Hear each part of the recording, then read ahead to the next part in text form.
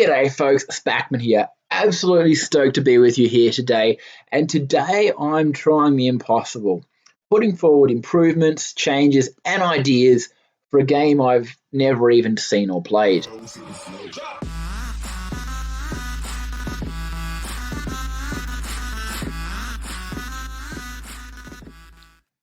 Now, I'm not currently in alpha and I'm not particularly sure when this video will go up, but I will be by the time it comes out. And these ideas are in no particular order, and they'll vary widely. From some I think are, they make sense to be in the game from what we've heard about it. Some things I think everyone will really appreciate. Some just general ideas that may or may not work. And others, it's just me being a selfish little bugger. And for example, thinking about what I would like, for example, achievements. And speaking about achievements, let's start with that. I love achievements. I'm a completionist. I love having 2 million things to do in a game that just keep you playing, give you things to do in your spare time outside of whatever the base mechanic of the game is, be it a storyline or the general gameplay, whatever it might be. And I used to play an MMORPG called Tibia. Came out in 1998, and it's still going.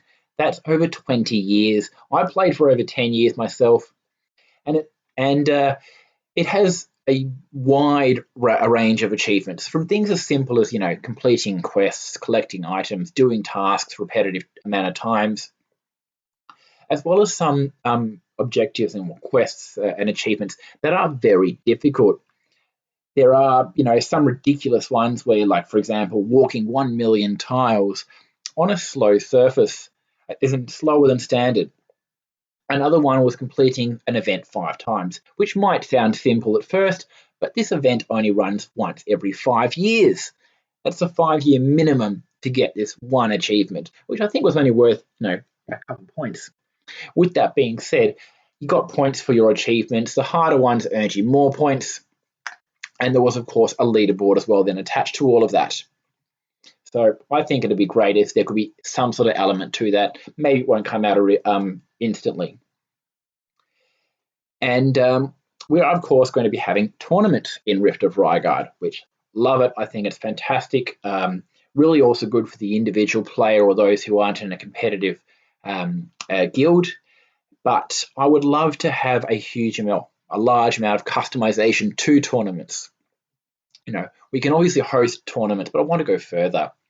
Would love to add some win conditions, fastest times to destroy such and such, fastest to achieve 50%, for example. Maybe we can lock certain features, so no heroes allowed, or only using certain troops, only using particular buildings or defensive structures, not allowing walls, and obviously, you could allow it so people pay to enter this particular tournament, maybe open it up to more than 16 people, if that's possible. And then the winner of the podium will get the lot or a split of it. I think this will add a lot of fun to the game, as well as adding additional complexity to some elements of it, inspiring some creativity both in base design and attacks, and give contest creators like myself a great time in providing such for the community. And also, I really think we need a forum sometime in the near future as beta's approaching, be it, utilizing Reddit, creating one of your own DRG or something else, a place where people can go to get guaranteed official information about the game. Because at the moment, there really isn't anything like that. Discord can fulfill that, but it's the chain of communication right now isn't there. And obviously that's because beta isn't out. But I think before it comes out, we need it. I don't see Discord doing it in the long run, though. All official communication, information, a place to report bugs, discuss the game, ask for advice. We all know what information I'm talking about here. Stuff you're going to find in the forums. And there will, of course, be pockets here and there in the community for, chats and whatnot outside. For example, my own Discord and whatever else, people might build up. But DRG needs its own place before beta comes out, not after. And I mentioned in my video a while back now, analysing the gameplay footage that was released back in April, I believe it was. But in the what we saw at the time, you weren't able to on the particular device that was being shown then view the base and choose your army at the exact same time. And I think it'd be great to allow people to have an option to split the screen and have base and army selection next door to each other. Obviously only practical on some devices, but I'm mentioning it again because I do think it's an important add to the game. And I've mentioned before, but I like lore and role-play games and whatnot.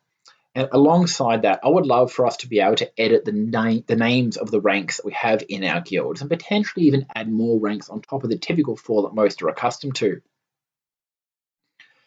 Going back to the interview that I had with Jake and Barto, we asked about the quirky fun features in the game.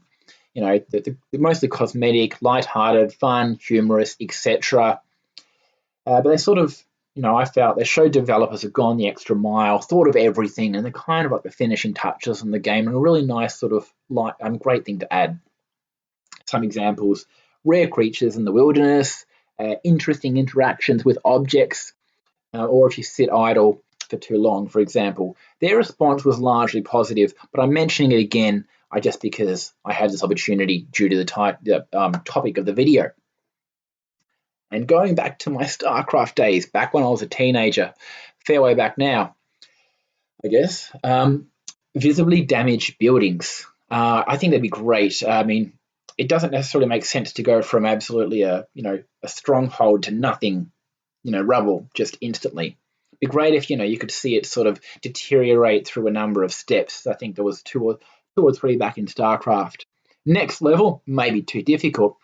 But if you have some particular different types of armies or attacks, like, for example, a simple sword and a massive cannonball, maybe the destruction animation could be even slightly different, possibly asking for too much there.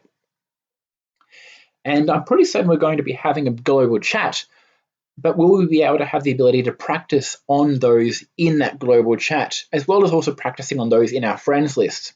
So not just those that are in our guild, and not just practicing on our own bases or guild families or whatever might be available, but really opening it up to anyone that's in the greater world that we might come across through various channels and whatnot. And the next idea, I'm smashing through these, by the way. The next idea might be somewhat controversial, but I don't really mind, by the way, if this is introduced or not. I don't sit necessarily one way or the other. But to me, the whole practice of sitting heroes out while they're being, upgraded, it doesn't necessarily always make complete sense. They're upgrading and getting stronger. Surely they're training and needing practice. And I think to add a bit of realism, we could require a hero to be used in farming battles a certain number of times as a constraint on its upgrade, and as well as whatever upgrade time there was, of course. Or potentially, if you do use it in a farming battle, you're able to, it might decrease the upgrade time by an amount or a particular percent. I still don't think this should be used for war, though. I want to make that clear. And I know this isn't new, but I didn't know about this until I saw Brawl Stars running it. But linking your accounts to content creators so they get a smidge of whatever it is that you're putting into the game. And I'm not trying to be selfish here. I'm not trying to make money off this yet, not yet anyway. But I think it's a great way to support the community. Naturally, you'll probably want to, make sure your monetization strategies are all organized before you consider sending some of the money elsewhere. But considering the game is really well designed to support content creators, it seems like a natural fit. Now, the Rift of Raigard Twitter account, I'm aching to see something happen there. I'm sure you guys at Done Right are probably waiting for the right moment to start the hype train properly for beta again, but I'm surprised it's been dormant thus far. And I'm assuming this is yours given the creation time. Now, global launch in December. I'm not saying it's happening. It's what I would like to see. And I know we may not be ready for global by then. Might not even be close, but it seems like, if possible, it would be perfectly timed, or at least later December, January, because so many that would be playing have a large span of time for holidays there. And if the global release date is a ballpark for that area, maybe it should be turned into a goal to really try and do whatever can be done to get it done there. Anyway. And now I've got a few ability ideas. Now, I'm not saying that Rift of Raigard definitely needs these or whether they will even fit the design of the game or work well in conjunction with other abilities and defenses, etc. But we'll put them out there and let's see. Number one, no order, but the first one, a hero ability where it can temporarily take over a defense so that it will actually fight or whatever it does can be used by and for the attacker for a limited period. I mean, we could have it stunned, frozen, deactivated, I guess, but I like the complete takeover idea. Number two, another hero. They're all hero ideas. A teleport, either just itself or whatever it is, maybe in a close radius. And this could be a rechargeable ability or limited to use, such as a one-time ability. Being able to utilize a hero at multiple points on the battlefield could add some really interesting strategy, I think. Thirdly, a hero that allows us to give troops extra commands than would be normally allowed. And obviously, I don't know how and what type of control and commands we can give to the army yet, if it's a simple drop on the battlefield and let them do their thing, or if there's more to it. So it may not necessarily work, but the ability could be used to specify particular targets for troops that they wouldn't necessarily be going for otherwise, or even direct them to maybe set off particular traps that you might think are there. The last hero ability idea for the moment, I guess, is more of a passive one. So this ability will only work if the hero survives for a period of time, say 20 seconds, but whatever. After that period of time, something very powerful would occur. My examples are damage-based, but use your creativity, could be something else. A massive meteor, a big sort of sunbeam scorching the earth, or even like a huge summon appears and, wreaks havoc. If the hero dies before that period is up, well, bad luck, nothing is going to happen. Now, I've got to say I'm loving all of the leaks that Jake's been putting out lately. Keep it coming every 2 or 3 weeks. They seem to be brilliant.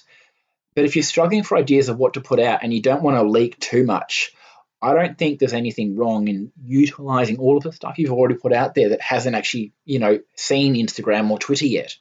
There's so much that's in Discord, that's in the Done Right Games videos, that's in the interview that I did, including time lapses that haven't actually hit the standard social media platforms. So again, that's maybe something extra just to put out there, or at least to complement whatever it is already there.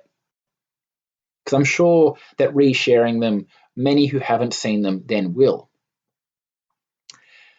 Now, this one here is actually a new game mode. So Jake's all about game mode, so he's probably thought of this already.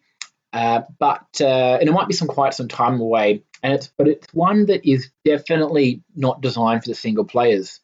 The co-op game mode. 2 players, or potentially multiple, but I'm thinking of just 2 at a time, attacking the same base at the same time. We already have the voice and the chat communication in game, to play and coordinate, and this could be a fantastic extension and use of that as well. Next, what is the opposite of a wall? Honestly, I don't know the answer to the question. Let's pretend it's a trench, though, or something like that.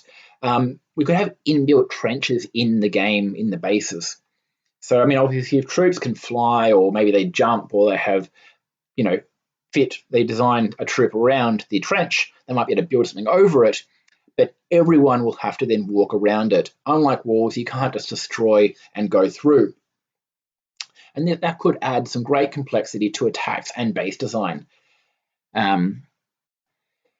Almost done. Lastly, and looking back at the earlier images when I was trying to think of what troops would do what, I thought about this guy a little bit more. All of my ideas were shocking basic ones. But I thought he looked a little bit like a bomb disposal robot. And I'm not saying that's his job and he's setting off traps, but it made me think that maybe there could be a troop or a hero or some sort of ability that interacted with traps in some way, be it setting them off, deactivating them, making them weaker, I'm not sure. But we also know that the Rift of Raigard trap system is different to whatever we might see before and works quite interestingly. So this might not work, but having things that do interact with traps, if there's a decent number of them, could be very interesting. And like the hero abilities, I figured, let's put it out there. And that's it for my ideas for the moment. Likely this video will come out once I'm in alpha, so I won't be able to put any more videos like it until beta is released, of course. But, you know, what do you guys think? Were any of these brilliant? Are any horrible? Are they all horrible? Any you might have thought of yourself, or you think maybe they're actually already planned or intended for the game? Downright Games, feel free to also respond. And do people have any ideas of your own? Things that you would like to see in the game that maybe I haven't thought of, or plenty I haven't thought of, I'm sure, but you know, you would really love to sort of push and drive home. And also, don't forget, you know, subscribe, like the video, get involved in my Discord, Spackman's Riftcord community, and importantly, turn notifications on here. It's the only way to guarantee you'll actually find out when I'm putting stuff up. And that's it for me today. Thank you so much for sticking around, and I'll see you guys in the next video.